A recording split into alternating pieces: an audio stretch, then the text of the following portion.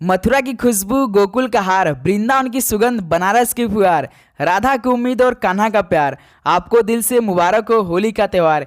Hello दोस्तों, नमस्कार। मैं भी एक आप सभी का स्वागत करता हूं आज इस होली के पावन अवसर पे। तो साथ ही सबसे पहले आप सभी को मेरे और मेरे पूरे फैमिली की तरफ से, आपके पूरे फैमिली को हैप्पी होली। बिल्कुल बी पॉजिटिव, बी सेफ के साथ होली खेलेंगे और होली का त्यौहार ऐसे मनाइएगा कि पिचकारी से सिर्फ बरसे प्यार का ही रंग। यह मौका है गिले शिकवे भुलाकर अपनों को गले लगाने का। तो हो जाइए तैयार रंग और गुलालों के साथ। लेकिन साथ ही होली खेलने से पहले आज की सेशन में और आज के होली के दिन भाई आरआरबी ग्रुप डी एग्जाम 2025 को टारगेट करते हुए रीजनिंग के ज़बरदस्त 20 क्वेश्चन आज की सेशन में डिस्कस करेंगे। और आप सभी का टारगेट 20 क्वेश्चन में से 15 क्वेश्चन सही करने का होगा। तो साथ ही इस बार आरआरबी ग्रुप डी एग्जाम 2025 के लिए रीजनिंग में 30 में से 30 का टारगेट है, तभी तो आज भी हम आपके साथ हाजिर हुए हैं, वो भी साथ ही जबरदस्त रीजनिंग के सवालों के साथ। तो ध्यान से एक एक प्रश्न को आपको हल करना है और देखना है कि होली के दिन आप सभी का कितना टारगेट बन पा रहा है। तो आज तो भाई आपका होली खेलने के साथ जाने वाला दिन पूरा, पढ़ाई तो बिल्कुल भी नहीं होने वाले। क्यों ना साथी हम लोग होली खेलने से पहले इस सेशन को कंप्लीट कर लेते हैं और आज का दिन भी हम लोग का टाइम वेस्ट नहीं होने वाला है। ओके दोस्त, तो बिल्कुल ध्यान से कि क्वेश्चन को हल करेंगे, टाइम वेस्ट तो बिल्कुल भी नहीं करेंगे। तो चलिए इस सेशन को स्टार्ट कर लेते हैं भाई। तो पहला प्रश्न हल करेंगे। तो देखिए दोस्त, वाड़ी स्वाति की माता है। स्वाति का एकमात्र पुत्र वाड़ी से किस प्रकार संबंधित है? वाड़ी स्वाति की माता है, स्वाति का एकमात्र पुत्र वाड़ी से किस प्रकार संबंधित हो जाएगा? यानी वाड़ी की बेटी जो है स्वाति है, स्वाति का पुत्र भी है। तो यही सवाल पूछा है, जो स्वाति का पुत्र है वाड़ी यानी स्वाति की माता से क्या संबंधित हो जाएगा? भाई मामा तो होगा नहीं, ऑप्शन में चलिए। पुत्र तो होगा नहीं भाई, भाई तो होगा नहीं, तो क्या होगा भाई? नाती हो जाएगा। यानी पहले का हम लोग का सी ऑप्शन बिल्कुल राइट आंसर हो जाएंगे। आप ध्यान देंगे दोस्त कि देखिए, पुत्र यहाँ पे स्वाति, यहाँ पे वाड़ी है, तो वाड़ी की बेटी कौन है भाई? स्वाति है। स्वाति का पुत्र भाई वाड़ी से किस प्रकार संबंधित हो जाएगा? नाती ही तो लगेगा। यानी पहले का हम लोग का सी ऑप्शन क्या हो जाएगा? बिल्कुल राइट आंसर हो जाएंगे।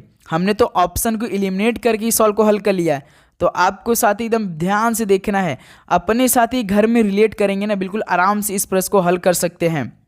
स्वाति की माता कौन थी? वाड़ी थी। तो भाई स्वाति की पुत्र वाड़ी से किस प्रकार संबंधित हो जाएगा? तो नाती ही तो लगेगा।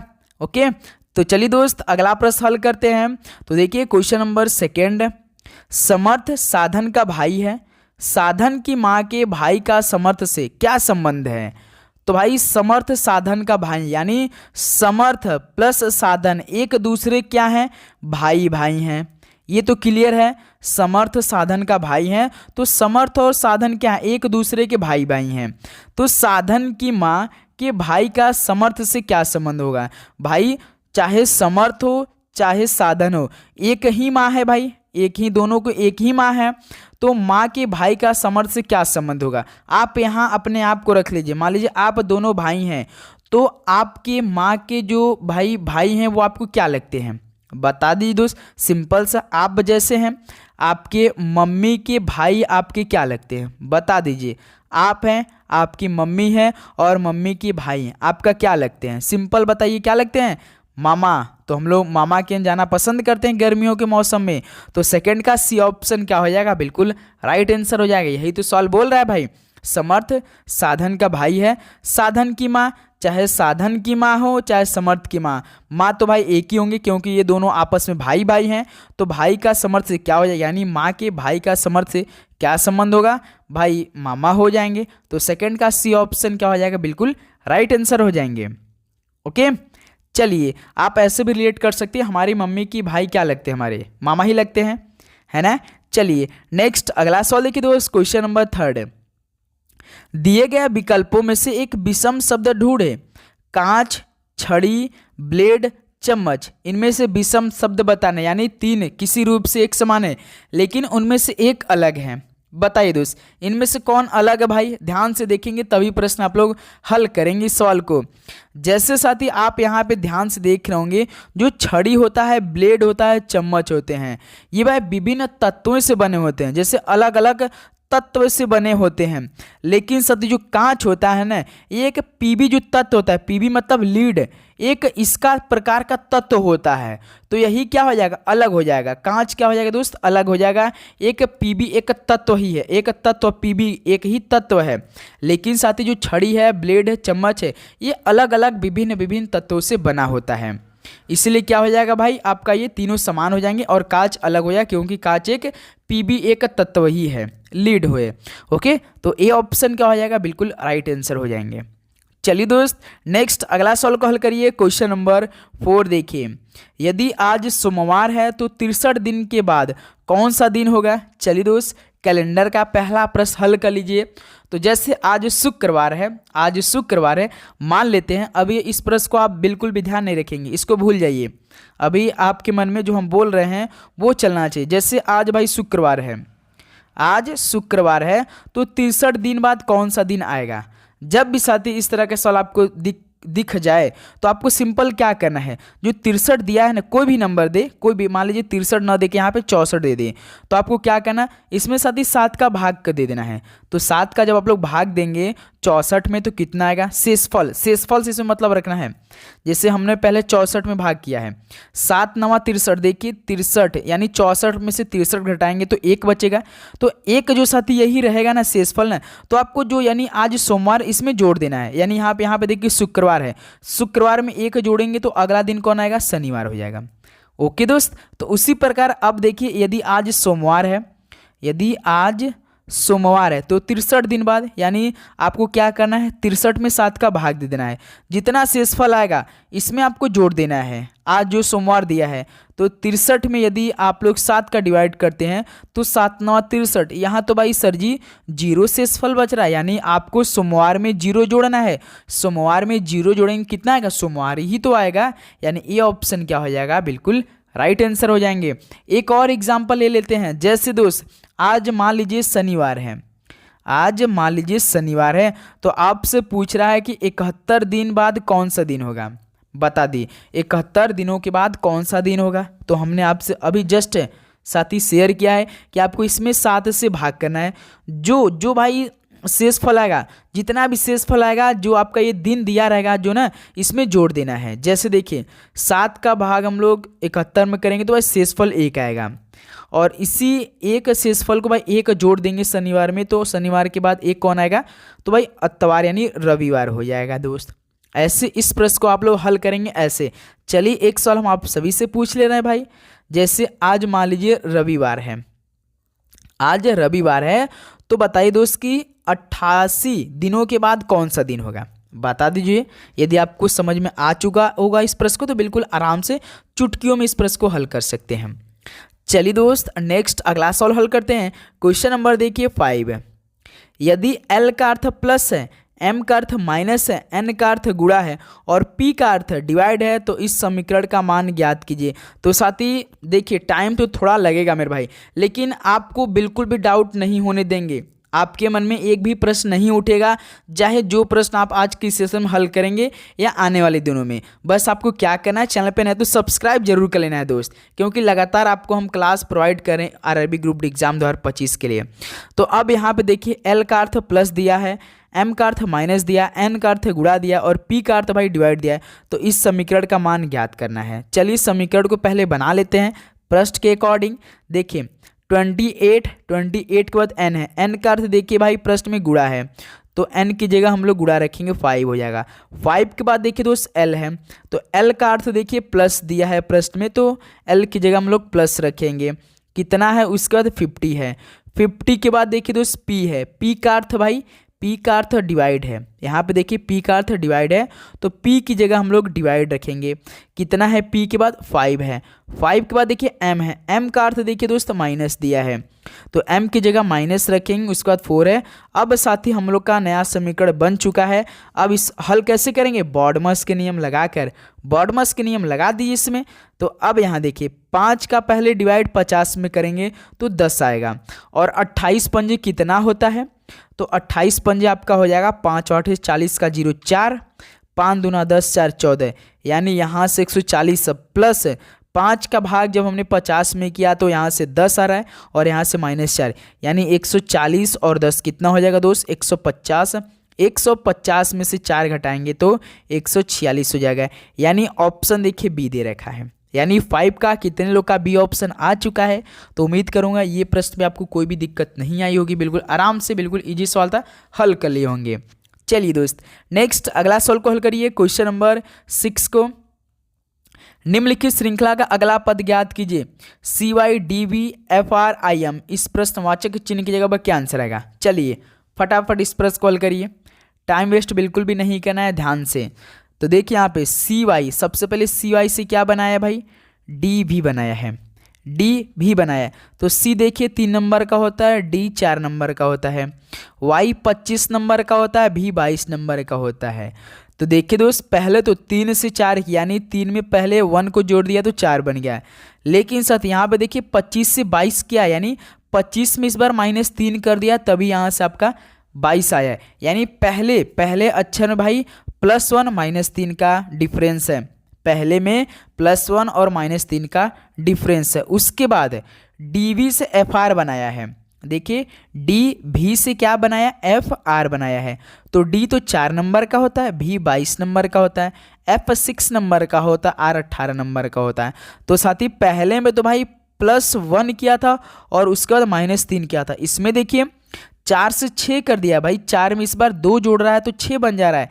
इस बार देखिए भाई 22 से 18 बना, यानी 22 में -4 कर दिया है। अब देखिए दोस्त जैसे पहले समीकरण में +1 -3 क्या था, तो दूसरे समीकरण में भाई +2 और -4, यानी पहले अक्षर में प्लस चल रहा है और सेकंड अक्षर में माइनस चल रहा है।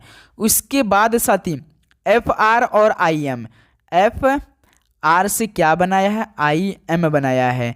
जैसे साथी पहले में भाई +1 -3, दूसरे में भाई +2 और -4 था। अब तीसरे में देखिए F 6 नंबर का होता है, I 9 नंबर का होता है, R 18 नंबर का होता है, उसके बाद M 13 नंबर का होता है। 6 से देखिए 9, यानी 6 में +3 को ऐड कर देंगे तो 9 बन जाएगा।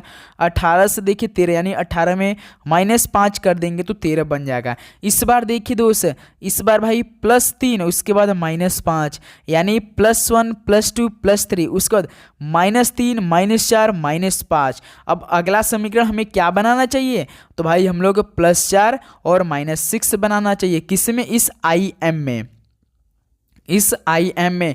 तो हमें भाई पहले अक्षर में +4 करना है और दूसरे अक्षर में यानी M में भाई -6 को माइनस करना है। ध्यान से देखिए दोस्त, जैसे आपका I दिया है और यहाँ पे M दिया है। I 9 नंबर का होता है, M 13 नंबर का होता है, यानी 9 में साथ ही हमें कितना ऐड करना है भाई, +4 करना है और इसमें भाई -6 को माइनस करना है, तभी तो हमारा समीकरण ठीक बनेगा। तो 9 4 कितना होता है, 13, 13 पे कौन सा अक्षर आता है, M आता है। तो 13 से 6 घटाएंगे तो 7, 7 पे कौन अक्षर आएगा, G आ जाएगा, यानी MG हो जाएगा। तो क्या हो जाएगा, MG हो जाएगा, यानी 6 का ये ऑप्शन बिल्कुल राइट आंसर हो जाएंगे। तो इस समीकरण को साथी आप ऐसे हल करेंगे। और एक नियम और भी है भाई, जैसे कि आपको इतना हल करने की जरूरत नहीं है, तो यदि आपको हर एक अक्षर का नंबर मालूम होगा, जैसे C 3 नंबर का है, D 4 नंबर का है, F देखिए दोस्त 6 नंबर का है, I 9 नंबर का। देखिए 3 से 4 यानी पहले +1, 6 से 9, 6 से 4 से 6 यानी इसमें +2 किया है, फिर 6 से देखिए 9 की यानी +3 की, यानी देखिए +1 +2 +3। तो इसी प्रकार I से आपको I में साथ ही आपको +4 करना है, यानी I 9 नंबर का है, 9 में 4 जोड़ देंगे तो 13 बन जाएगा, 13 पर कौन होगा, M हो जाएगा। उसी प्रकार देखिए Y V R M, Y 25 V 22 R 18 M 13, यानी पहले भाई -3 -4 -5, तो उसी प्रकार -6 कर दिए M में, तो M में दिए -6 करेंगे तो आपका 7 आएगा, 7 पे कौन अक्षर होता है, G होता है, यानी ये ऑप्शन क्या हो जाएगा हम लोग का बिल्कुल राइट आंसर हो जाएंगे। ओके दोस्त, चलिए नेक्स्ट अगला सवाल को हल करते हैं। क्वेश्चन नंबर 7 को, दिए गए समीकरण को सही बनाने के लिए किन दो चिन्हों को परस्पर बदला जाना चाहिए। यानी दोस्त आपको ऑप्शन से इस प्रश्न को हल करने की जरूरत पड़ेगी, ऐसे इस प्रश्न को आप हल नहीं कर सकते हैं, आपको ऑप्शन रखना पड़ेगा इस समीकरण में। उसके बाद ये 64 है ना, इसको आंसर लाना पड़ेगा इस समीकरण से, यानी आपको LHS बराबर दोस्त RHS करना पड़ेगा, यानी 64 बराबर 64 आंसर लाना पड़ेगा। इस समीकरण को रखकर इन समीकरण में प्रश्नवाचक चिन्ह की जगह साथ ही आपको भाई ये सभी ऑप्शन को रखकर। चलिए दोस्त इस प्रश्न में हम लोग हल कर लेते हैं भाई। सिंपल सा सवाल है, इसमें क्या बड़ी बात है भाई। तो सबसे पहले हम लोग रखेंगे पहला ऑप्शन डिवाइड और माइनस, यानी डिवाइड की जगह भाई माइनस रखेंगे और माइनस की जगह क्या रखेंगे भाई, डिवाइड रखेंगे। ओके दोस्त, चलिए इस प्रश्न को हल कर लेते हैं भाई। देखिए 11 के बाद देखिए माइनस है, तो माइनस के बाद भाई डिवाइड हम लोग रखेंगे, क्योंकि यहाँ पे देखिए माइनस, तो माइनस की जगह हम लोग डिवाइड रखेंगे। उसके बाद 8 है, 8 के बाद देखिए प्लस है, 78 है, 78 के बाद भाई देखिए डिवाइड है, तो डिवाइड की जगह हम लोग माइनस रखते हैं। 6 हो जाएगा इंटू 37 हो जाएगा, तो हमें 64 आंसर लाना है। चलिए दोस्त हल कर लेते हैं भाई। देखिए 8 का डिवाइड 11 में तो जाएगा नहीं, ये तो साथ ही पॉइंट में आएगा, या तो 11/8 करेंगे प्लस 78 करेंगे माइनस 6 करेंगे इंटू 37 करेंगे, तो ये हमारा दोस्त लगभग पॉइंट में आंसर आ जाएगा। हमें पॉइंट में तो आंसर लाना नहीं, हमें तो 64 आंसर लाना है। तो अब हम लोग ऑप्शन ए को छोड़ेंगे और ऑप्शन बी पे चलेंगे। माइनस और मल्टीप्लाइज को आपस में चेंज करके समीकरण को हल करेंगे। देखिए 11 माइनस है, तो माइनस की जगह भाई मल्टीप्लाई, क्योंकि ऑप्शन बी हमने उठाया है। उसके बाद 8 है, 8 के बाद देखिए दोस्तों प्लस है, प्लस 78 है, 78 के बाद भाई आपका डिवाइड है, डिवाइड 6 है, 6 के बाद देखिए मल्टीप्लाई है, तो मल्टीप्लाई की जगह भाई माइनस रखना है हमें 37। अब इसको हल करना है तो देखना है कि 64 हमारा आंसर आ रहा है या नहीं। तो पहले आप बॉडमस के नियम लगाएंगे, तो सबसे पहले क्या हल करेंगे भाई, डिवाइड। तो 6 का भाई भाग 78 में करेंगे तो कितना आएगा आपका 13 आ जाएगा, 13 माइनस 37। उसके बाद मल्टीप्लाई 11 88, 88 प्लस 13 माइनस 37, तो यहाँ से देखेंगे प्लस 13 और प्लस 88 कितना हो जाएगा, 101 हो जाएगा, 101 हो जाएगा। इधर आपका माइनस 37 दिया है 37, तो 101 में से 37 को घटाएंगे तो कितना आंसर आएगा। चलिए घटा लेते हैं, 101 यहाँ से 37, यानी भाई 11 में से 7 घटाएंगे तो 4 और 4 देखिए जो कि 64 हमें लगता है मिल चुका है। फिर उसके बाद दोस्त 9 में से 3 घटा देंगे तो 6, यानी दोस्त यहाँ से हमारा ऑप्शन बी माइनस और मल्टीप्लाई को आपस में चेंज करने के बाद 64 बराबर 64 आंसर आ चुका है। तो ऐसे इस प्रश्न को आप सभी लोग हल करेंगे दोस्त। बस आपको इस तरह का प्रश्न दिख जाए, बस आपको ऑप्शन में एक एक को रखना है, उसका देखना है कि LHS बराबर RHS आ रहा है कि नहीं। आप देखेंगे 64 बराबर 64 आ रहा होगा सेकेंड ऑप्शन को जो आप रखे होंगे। ओके, चलिए दोस्त नेक्स्ट अगला सवाल को हल करते हैं। क्वेश्चन नंबर 8 देखिए, उस विकल्प का चयन करें जिसका तीसरे शब्द से वही संबंध है जो कि दूसरे शब्द का पहले शब्द से है। अक्षर का संबंध शब्द से है और मोती का संबंध किससे हो जाएगा। चलिए दोस्त इस प्रश्न को हल करिए आप सभी लोग। तो आप जानते हैं दोस्त जो शब्द होते हैं वो अक्षरों से बनते हैं, जो शब्द होते हैं ये तो भाई अक्षरों से बनते हैं। तो इसी प्रकार दोस्त जो गले का हार होता है वो मोतियों से तो बनता है, गले का हार जो होता है दोस्त वो मोतियों से बनता है, यानी मोती का संबंध क्या हो जाएगा, गले का हार हो जाएगा। तो सी ऑप्शन बिल्कुल राइट आंसर हो जाएंगे। ओके, चलिए नेक्स्ट अगला प्रश्न हल करिए दोस्त। क्वेश्चन नंबर 9 देखिए, समरूप युग्म की पहचान कीजिए। तो भाई समरूप युग्म की पहचान करना है, जैसे नदी का संबंध पुल से है तो डबल यहाँ पे प्रश्नवाचक चिन्ह दिया है। तो बताइए क्या आंसर आएगा आप सभी का। तो आप जानते हैं दोस्त कि नदी के ऊपर क्या बनाए जाते हैं, पुल बनाए गए हैं, बहुत सारे नदी के ऊपर पुल बनाए गए हैं। तो इसी प्रकार दोस्त आप ऑप्शन में देखिए, जैसे पहाड़ सुरंग, बिल्कुल यही तो ठीक लग रहा है। जैसे आप जानते हैं दोस्त कि सुरंग जो होते हैं वो पहाड़ के अंदर बने होते हैं, सुरंग जो होते हैं वो पहाड़ के अंदर ही तो बने होते हैं, और भाई सुरंग पहाड़ में भी बनी होती हैं। यानी हम लोग का पहला तो भाई बिल्कुल ठीक लग रहा है। सबे भूमिगत ये तो नहीं होगा, जल चट्टान ये भी बिल्कुल गलत बात है, पहाड़ रेल नहीं भाई, ये आपका ऑप्शन है पहाड़ सुरंग बिल्कुल ठीक लग रहा है, क्योंकि भाई सुरंग जो होती है वो पहाड़ के अंदर ही बनते रहते हैं, सुरंग पहाड़ में बनी होती हैं। तो ए ऑप्शन बिल्कुल राइट आंसर, हमें प्रश्न के अकॉर्डिंग भी तो चलना है ना दोस्त। चलिए नेक्स्ट अगला प्रश्न कॉल करिए। क्वेश्चन नंबर 10 देखिए, 6 जनवरी 2014 को सप्ताह का कौन सा दिन था। तो साथी 6 जनवरी 2014 को सप्ताह का कौन सा दिन था, चलिए बताइए। तो इस प्रश्न को हल करने में आप सभी को 5 चीज़ मालूम होना चाहिए। क्या क्या? सबसे पहला मेन काम है, 2 चीज़ बस सिंपल याद रखेंगे तो भी इस प्रश्न को हल करेंगे। जैसे पहला मंथ कोड और शताब्दी कोड। मंथ कोड क्या होते हैं? जनवरी से लेकर दिसंबर तक जनवरी का क्या कोड होता है, फरवरी के क्या कोड होता है, मार्च का, अप्रैल का, मई का, जून का, ऐसे 12 महीनों का कोड होता है दोस्त। ट्रिक हमने आपको बताया था। जैसे एम का यानी मंथ कितना होता है? 033, 614, 625 और लास्ट में 035। ये जनवरी का 0, फरवरी 3, मार्च 3, ऐसे करके लास्ट दिसंबर। देखिए 12 होंगे, 1 2 3 4 5 6 7 8 9 10 11 12, यानी जनवरी। देखिए 6 जनवरी यानी जनवरी का कोड तो भाई इस बार 0 हो रहा है। अब साथ ही आपको शताब्दी कोड भी मालूम होना चाहिए। शताब्दी कोड कौन कौन होते हैं? एक तो देखिए आपसे पूछेगा 20वीं शताब्दी का, या तो पूछेगा साथ ही 19वीं शताब्दी का पूछ देगा, या तो आपसे पूछेगा 18वीं, या तो आपसे पूछेगा 17वीं, या तो 16वीं। 20वीं का कोड क्या होता है भाई? याद रखिएगा 6 होता है, और 19वीं का 0 होता है, 18वीं का 2 होता है, 17वीं के 4 होता है, और 16वीं के 6 होता है। आपको एक तरीका, ऐसे आप बिल्कुल भी नहीं याद करेंगे, तरीका देख लीजिए। जैसे आपने यहाँ पे मंथ कोड तो याद कर लिया होगा, स्क्रीनशॉट ले लीजिए सभी साथी कि मंथ का कोड जैसे 033, 614, 625, 035, ये मंथ के कोड हैं जनवरी से लेकर दिसंबर तक। उसके बाद है जैसे शताब्दी कोड। शताब्दी कोड साथी क्या होता है आपका? जैसे 16 से स्टार्टिंग कर लीजिए, 16, 17, 18, 19, 20। तो आप ऐसे याद करिए भाई 642, 06। जैसे आपसे पूछ देगा कि 6 जनवरी 1671 को कौन सा दिन होगा, ऐसे सवाल पूछ देगा। आपसे पूछ देगा कि 6 जनवरी 1785, तो 1700 यानी 17वीं शताब्दी का कोड कौन लगेगा? 4। यदि आपसे पूछेगा कि 5 जनवरी 1675 यानी 16 का आपको 16वीं शताब्दी का कोड कितना लगाएंगे? 6 लगाएंगे।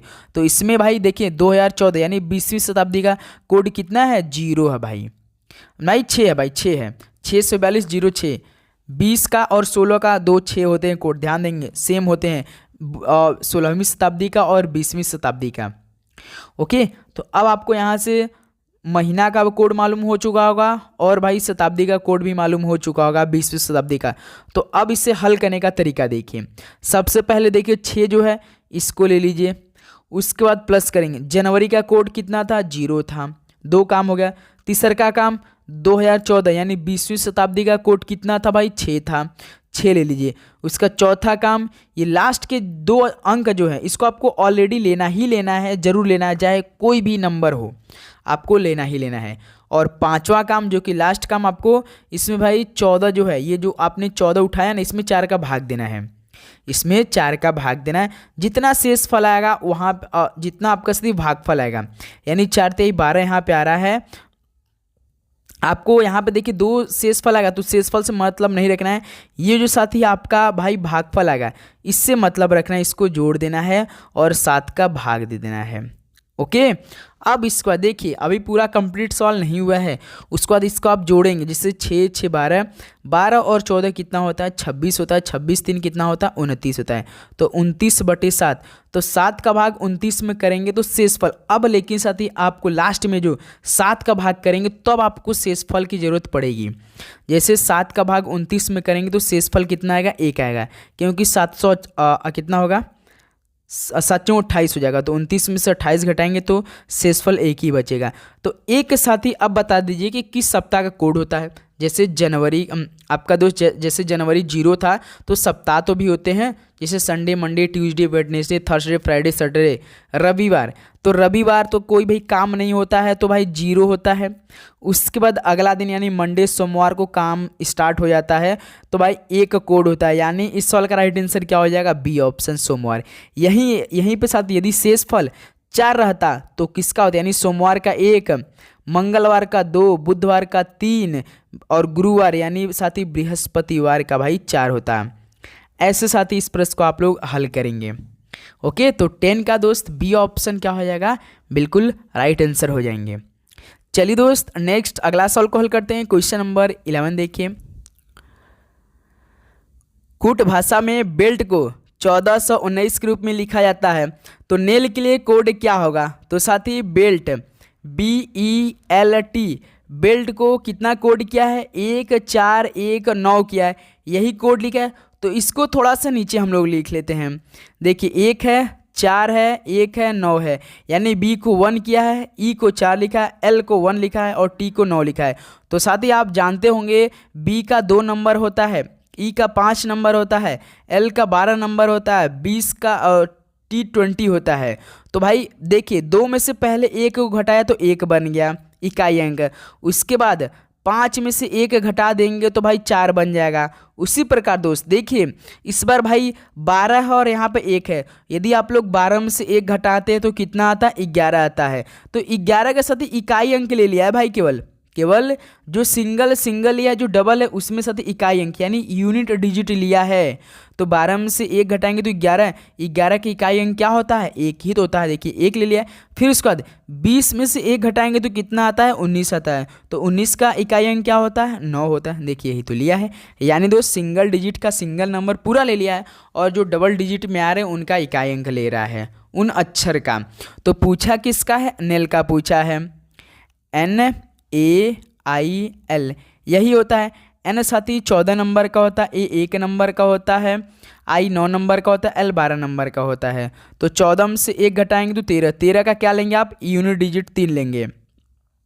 1 में से 1 घटा देंगे 0, 0 आप यहाँ पे लिख देंगे। फिर 9 में से 1 घटा देंगे 8, भाई सिंगल है तो सिंगल लेना पड़ेगा। फिर 12 में से 1 घटाएंगे तो 11, 11 का यूनिट डिजिट क्या होता है? 1 होता है, यानी 3081। कौन सा ऑप्शन में 3081? B option. तो 11 का दोस्त बी ऑप्शन क्या हो जाएगा? बिल्कुल राइट आंसर हो जाएंगे। बताइए कोई दिक्कत इस प्रश्न को हल करने में आप सभी को? बिल्कुल नहीं। चलिए दोस्त, तो इसी पर हम आप सभी से एक सवाल पूछ ले रहे हैं कि आप जैसे नेल का बताएं तो आप बताइए रेड का क्या होगा?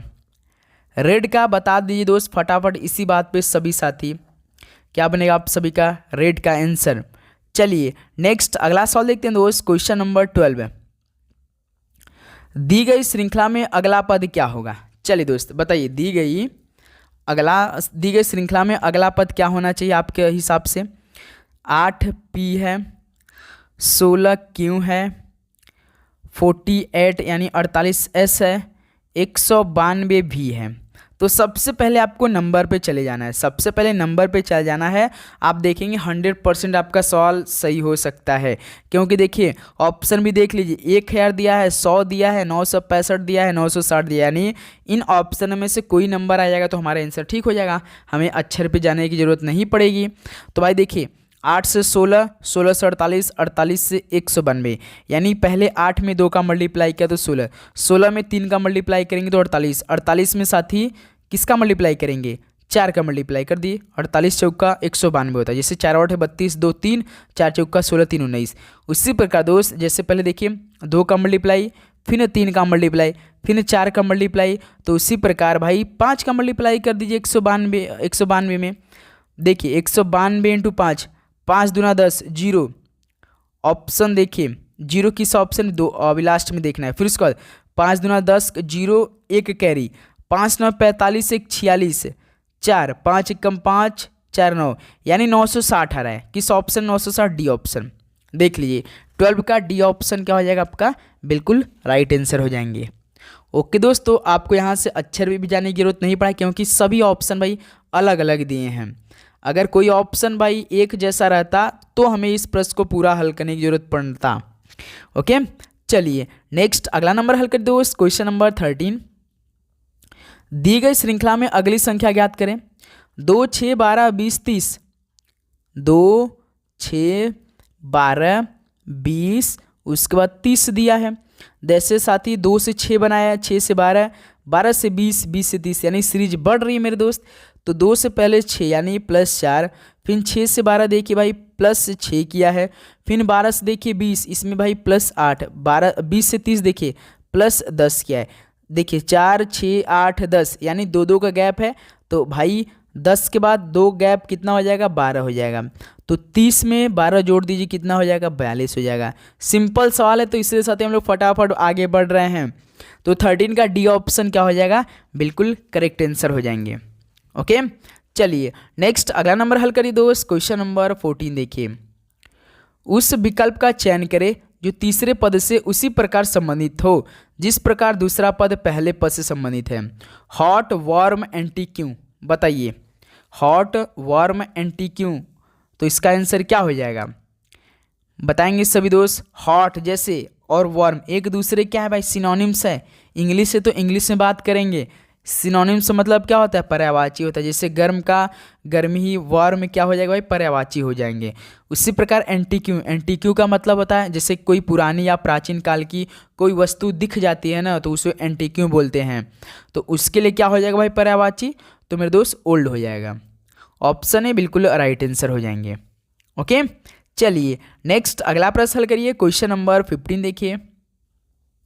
निम्नलिखित सदृश्य को पूरा करें। निम्नलिखित सदृश्य को पूरा कीजिए।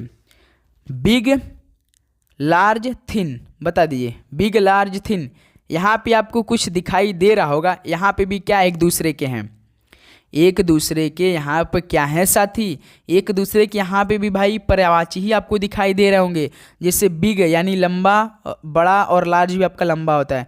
थिन का मतलब क्या होता है, पतला, तो पतला बॉडी, स्लिम बॉडी आप जानते हैं ना, तो थिन का पर्यायवाची क्या होगा भाई, स्लिम होगा। 15 का ए ऑप्शन बिल्कुल राइट आंसर हो जाएंगे। चलिए दोस्त नेक्स्ट अगला सवाल हल करिए। क्वेश्चन नंबर 16 देखिए। ABCDEFGHIJKLMNOPQRSTUVWXYZ पूरा ए से लेकर जेड तक अल्फ़ाबेट अक्षर दे रखे हैं, यानी ए से 26 तक दिए रखे हैं जेड तक। तो दाएं से 9वें अक्षर का बाएं और 5वां अक्षर कौन सा होगा। दाएं अक्षर कौन सा होता है, साइड आपका राइट साइड होता है, और बाएं साइड कौन होता है, आपके लेफ्ट साइड होते हैं। तो सवाल किससे पूछा है, दाएं से 9वें अक्षर। पहले आप देखना है कि दाएं से 9वें अक्षर, यानी जेड से आप 9वां अक्षर गिनेंगे। 1 2 3 हम इसलिए गिन रहे हैं क्योंकि भाई आपका यहाँ से जेड क्या है, दायां राइट साइड से गिनना है आप सभी को। दायां राइट साइड होता है, ये बात तो सभी को मालूम होगा। 9वां अक्षर पहले देखिए, 1 2 3 4 5 6 7 8 9, यानी 9वां अक्षर आर है हमारा, है ना। देख लेंगे एक बार फिर से, 1 2 3 4 5, 1 2 3 4 5 6 7 8 9, बिल्कुल। तो देखिए दाएं से 9वें अक्षर का बाएं ओर। अब यहाँ साथी आपको आर से 5वां अक्षर देखना है। 1 2 3 4 5 एम आ रहा है भाई, एम आ रहा है, तो डी ऑप्शन बिल्कुल राइट आंसर। जब साथी आप जानते हैं, जैसे आप बोल रहे हैं, आपके मन में जरूर ये प्रश्न उठ रहा होगा, सर आप तो इधर ही से गिने हैं दाएं से, फिर इधर ही क्यों गिन लिए भाई। जब आप यहाँ पे खड़े होंगे, मान लीजिए आप ए है, तो आपके ए से बायां साइड कौन होगा, इधर ही होगा कि इधर होगा, बताइए। आप राइट साइड किधर होंगे, इधर ही होंगे ना। आपका राइट साइड इधर होगा, बायां साइड इधर होगा, तो भाई इधर ही गिनेंगे हम लोग, इधर ही गिनेंगे। तो आर से बायां पे 5वां अक्षर कौन होगा भाई, एम हो जाएगा। तो 16 का डी ऑप्शन क्या हो जाएगा, बिल्कुल राइट आंसर हो जाएंगे। ओके, चलिए नेक्स्ट अगला सवाल को हल करिए। क्वेश्चन नंबर 17 देखिए। कुट भाषा में लाइव को ओरियो यानी OREV के रूप में लिखा जाता है, तो डेड के लिए कुट क्या है। चलिए दोस्त इस प्रश्न को हल करिए। कुट भाषा में लाइव को OREV के रूप में लिखा जाता है, तो डेड के लिए कुट क्या होगा, LIVE। लाइव को क्या लिखा है, OREV। तो साथी यदि जब हम सवाल लिख रहे होंगे तो आपको मन में थोड़ा सा तो डाउट हुआ होगा अपोजिट को लेकर। एल का अपोजिट क्या होता है, ओ होता है। आई का अपोजिट आर होता है। भी का अपोजिट ई होता है। ई का अपोजिट भी होता है। यानी दोस्त जो अक्षर दिया बिल्कुल सेम उसी का अपोजिट करके कोड किया है। जो अक्षर आई दिया इसका अपोजिट आर होता है। भी का अपोजिट ई होता है। ई का अपोजिट भी होता है। तो इसी प्रकार दोस्त पूछा किसका है। अब आपको मालूम होगा कि अपोजिट कैसे निकालते हैं। मान लीजिए यहाँ से एल का आपको अपोजिट निकालना है, लेकिन साथ ही आपको इन एल का अक्षर मालूम होना चाहिए कि अक्षर यानी एल किस नंबर पे आता है। तो एल 12 नंबर पे आता है। आपको जिस भी अक्षर के साथ ही अपोजिट करना है तो आप सिंपल सा उस अक्षर के नंबर में से साथ ही 27 में से हमेशा घटाएंगे। किसी भी अक्षर को आपको घटाना है भाई, अपोजिट करना है तो हमेशा साथ ही आपको 27 में से घटाएंगे। जैसे एल का 12 नंबर होता है तो 27 में से 12 घटाएंगे तो कितना होगा 15। 15 पे कौन सा अक्षर आता है, ओ आता है। देखिए एल का पहला अक्षर ओ किया है, तो इसी प्रकार आप लोग हर एक अक्षर का ऐसे भाई अपोजिट करके यानी करके आप लोग 27 में से घटाएंगे। ओके, तो पूछा किसका है, डेड का। डेड का पूछा है, DEAD। डी का अपोजिट देखिए लास्ट में साथी, लास्ट में डी डी है, तो एक का यदि आपको मालूम हो चुका होगा तो लास्ट में आप बता सकते हैं बिल्कुल आराम से।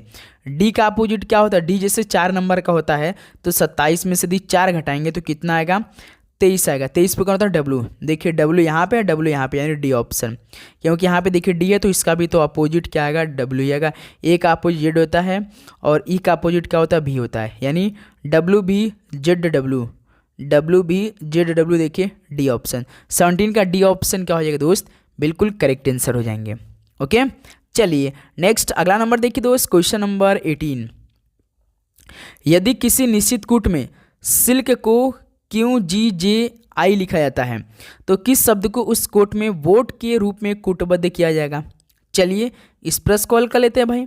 SILK, सिल्क को क्या कोड किया है, क्यू जी जे आई, यही कोड किया है।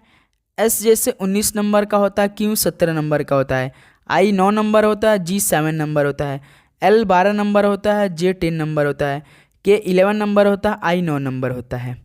ओके, तो देखिए 19 से 17 यानी -2 किया है, 9 से 7 यानी इसमें भी -2 किया है, 12 से 10 यानी -2 इसमें भी, 11 से 9 यानी इसमें भी -2, यानी सीरीज किस में चल रही है, -2 -2 -2 -2 में। तो पूछा क्या है भाई, ओट, VOTE, तो भी 22 नंबर, ओ 15 नंबर, टी 20 नंबर, ई 5 नंबर। तो इसमें भी -2, इसमें भी -2, इसमें भी -2, इसमें भी -2। 22 में से 2 घटाएंगे 20, 20 पे कौन आता है, टी आता है। 15 में से 2 घटाएंगे 13, 13 में कौन आता है, एम आता है। 20 में से 2 घटाएंगे 18, 18 पे कौन आता है, आर होता है। 5 में से 2 घटाएंगे तो 3, 3 पे कौन होता है, सी, यानी TMRC, TMRC किस ऑप्शन, सी ऑप्शन। तो 18 का दोस्त सी ऑप्शन आप सभी क्या हो जाएगा, बिल्कुल करेक्ट आंसर हो जाएंगे। ओके, चलिए नेक्स्ट अगला सवाल को हल करिए दोस्त, क्वेश्चन नंबर 19 देखिए। संध्या और रमानी पूर्व दिशा की ओर देख रही थी। ये तो मोस्ट इंटरेस्टिंग सवाल होने वाला आज की सेशन का, तो अपने से प्रयास करेंगे। जैसे संध्या और रमानी पूर्व दिशा की ओर देख रही थी, संध्या 45 डिग्री वामावर्त और फिर 135 डिग्री दक्षिणावर्त घूमती है। संध्या के विपरीत सम्मुख होने के लिए रमानी को कितना घूमना पड़ेगा। तो सबसे पहले आपको मालूम होना चाहिए कि वामावर्त और दक्षिणावर्त होते क्या हैं सर जी, कौन से दिशा होते हैं। तो भाई जो दक्षिणावर्त होते हैं वो क्लॉकवाइज होते हैं और वामावर्त जो होते हैं मेरे दोस्त वो एंटी क्लॉकवाइज होते हैं। क्या दोस्त, एंटी क्लॉकवाइज होते हैं। अब सवाल पे हम लोग बढ़ते हैं। अब आपको मालूम हो चुका होगा दक्षिणावर्त क्लॉकवाइज, क्लॉकवाइज कैसे घुमाया जाता है, ऐसे घुमाया जाता है इस दिशा में। एंटी क्लॉकवाइज जस्ट इसके अपोजिट इस साइड में घुमाया जाता है, एंटी क्लॉकवाइज। अब देखिए सवाल पे बढ़ते हैं हम लोग। जैसे संध्या और रमानी पूर्व दिशा की ओर देख रहे थे, यानी पूर्व किधर होता है, इधर होता है, इधर ही होता है, सभी को मालूम होगा, जाहिर सी बात है। जैसे ये आपका दिशा है, जैसे ये ईस्ट यानी पूर्व, ये वेस्ट यानी पश्चिम, नॉर्थ यानी उत्तर, साउथ यानी दक्षिण। तो संध्या और रमानी पूर्व दिशा की ओर देख रही थी, यानी इधर ईस्ट की तरफ देख रही थी और ईस्ट की तरफ संध्या और रमानी देख रही थी। संध्या 45 डिग्री वामावर्त, हमें तो पूरा दिशा बनाना ही पड़ेगा, ऐसे इस प्रश्न को हल नहीं कर सकते आप लोग। ईस्ट, वेस्ट, नॉर्थ, साउथ, ये होता आपका दिशा, है ना दोस्त। उसके बाद आप जानते होंगे ये आपका 90 डिग्री होता है और ये भी आपका 90 डिग्री होता है, ये भी साथी 90 डिग्री होता है और ये भी आपका 90 डिग्री होता है बिल्कुल। जब आप लोग दोस्त इसमें उपदिशा बना लेते हैं, जैसे इसको ऐसे विभाजित कर देते हैं, इसको ऐसे, इसको ऐसे, तो यानी ये आपका नॉर्थ ईस्ट हो जाएगा। नॉर्थ ईस्ट का मतलब उत्तर पूरब होता है जैसे दिशा में, उसका दिए साउथ ईस्ट यानी दक्षिण पूरब हो जाएगा। ये वेस्ट साउथ यानी आपका साथी वेस्ट यानी पश्चिम दक्षिण हो जाएगा। उसके बाद ये वेस्ट नॉर्थ यानी दोस्त आपका पश्चिम उत्तर दिशा हो जाएगा। अब देखिए सवाल आपको पढ़ा, यानी जब ये 90 डिग्री था, जब हमने दोस्त इसमें उपदिशा बनाया तो ये 45 डिग्री में कन्वर्ट हो जाएंगे। क्या दोस्त, ये 45 डिग्री में कन्वर्ट हो जाएंगे। यानी जब यहाँ से आप दिशा बनाए होंगे ईस्ट, वेस्ट, नॉर्थ और ये साउथ, जब आप लोग इसका दिशा बनाए होंगे तो एक ये कितने डिग्री को हो जाएगा भाई, 45 डिग्री को हो जाएगा। हर एक 45 डिग्री के हैं जो खाना बने हैं, 1 2 3 4 5 6, ये सभी क्या है भाई 45 डिग्री के हैं, आपको ध्यान देना है। तो अब देखिए सवाल क्या पूछा, संध्या 45 डिग्री वामावर्त घूमी, यानी वामावर्त यानी साथी वो एंटी क्लॉकवाइज घूमी। जैसे ये ईस्ट इधर देख रही थी तो यहाँ से उसने पहले भाई एंटी क्लॉकवाइज 45 डिग्री घूमा। वामावर्त का मतलब होता है एंटी क्लॉकवाइज, यानी ईस्ट से वो भाई यहाँ पे आ गई, इस पे आ गई, नॉर्थ ईस्ट पे आ गई, नॉर्थ ईस्ट पे आ गई। यहाँ से वह फिर 135 डिग्री दक्षिणावर्त घूमी, यानी नॉर्थ ईस्ट से वह 135 डिग्री क्लॉकवाइज घूमी। दक्षिणावर्त, दक्षिणावर्त का मतलब क्या होता है, क्लॉकवाइज ही होता है। तो नॉर्थ ईस्ट से आपको 135 डिग्री जाना है। किधर जाना है भाई, दक्षिणावर्त यानी क्लॉकवाइज, इधर ऐसे जाना है। पहले तो 45 डिग्री भाई एंटी क्लॉकवाइज वामावर्त घूमी, यानी ईस्ट से वो नॉर्थ ईस्ट पे आ चुकी है।